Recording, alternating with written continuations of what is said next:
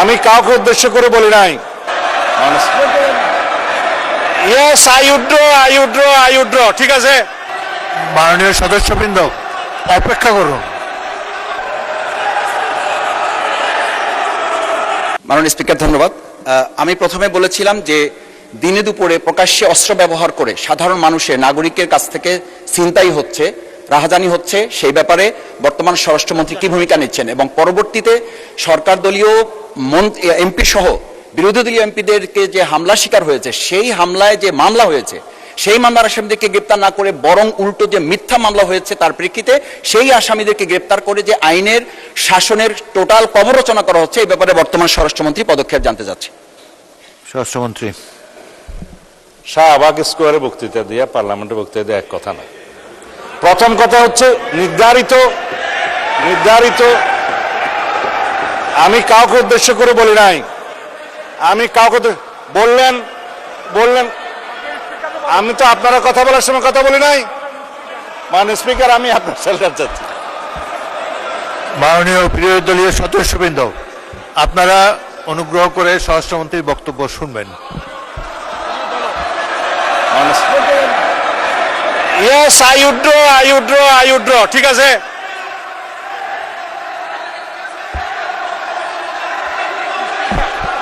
মাননীয় স্পিকার অনুগ্রহ করে বসুন, স্বরাষ্ট্রমন্ত্রীর বক্তব্য শুনুন। মাননীয় স্পিকার, মাননীয় সদস্যবৃন্দ অপেক্ষা করুন।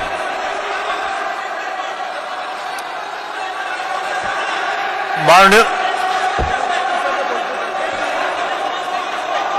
এক মিনিট বসুন। মাননীয় সদস্যবৃন্দ বসুন।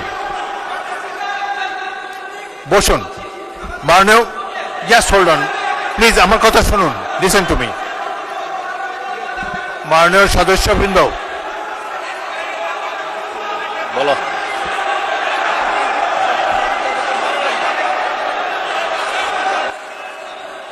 হয়েছে তো, অনেকক্ষণ বলেছেন। এখন আপনারা অনুগ্রহ করে বসুন, অনুগ্রহ করে নিজের আসনে বসুন।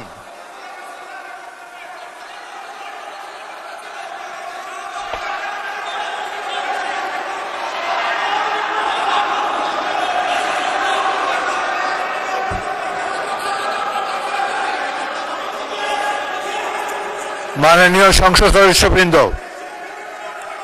আপনারা অনুগ্রহ করে বসুন। অনুগ্রহ করে নিজ নিজ আসনে বসুন। কথা বলার তো অনেক সুযোগ আপনাদেরকে দিচ্ছি, এইভাবে ঢালাও না বলে মাইকে বললে তো সবাই শুনতে পায়। আপনাদেরকে সুযোগ দেওয়া হবে, যখন সুযোগ পাবেন মাইকে বলবেন। আরেকটি কথা আমি বলতে চাই, যেখানে আপনাদের বিরোধী দলের চিফ হুইপ দাঁড়িয়েছে, সামনের সারির সদস্যবৃন্দ দাঁড়িয়েছে, তখন অনুগ্রহ করে পিছনের সারি থেকে বক্তব্য দেবেন না।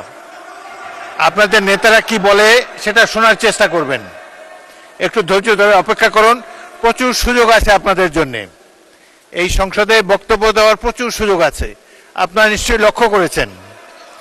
এটা তো আওয়ামী লীগের আমল না, এখানে আপনারা ইচ্ছা মতো সরকারকে ক্রিটিসাইজ করতে পারছেন। আরেকটি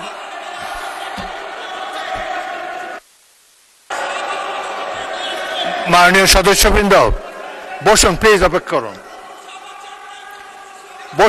বসুন।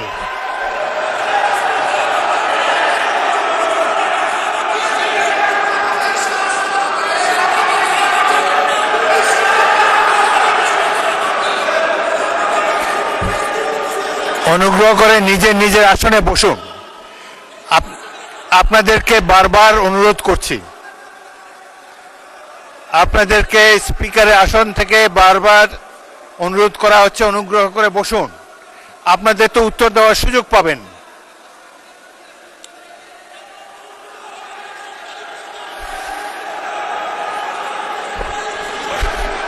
শোনেন,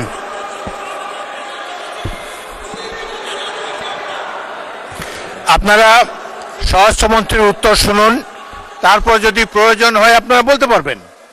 কিন্তু এই যে স্পিকারের কথা স্পিকারের কথা বলার সময় যে জোশটা আপনারা দেখাচ্ছেন, এটা সংসদ পরিপন্থী কাজ। সংসদের রীতিনীতি মেনে কার্যক্রম পরিচালনা করতে হবে। আপনাদের কাছ থেকে আমি সহযোগিতা কামনা করছি। মাননীয় মাননীয় না, না, ঠিক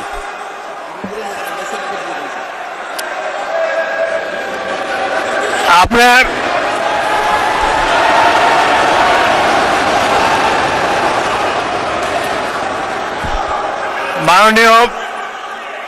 মাননীয় স্বরাষ্ট্রমন্ত্রী বক্তব্য দেবেন, তারপর আমি বিরোধী দলের নেতাকে দেব। আপনি বসুন।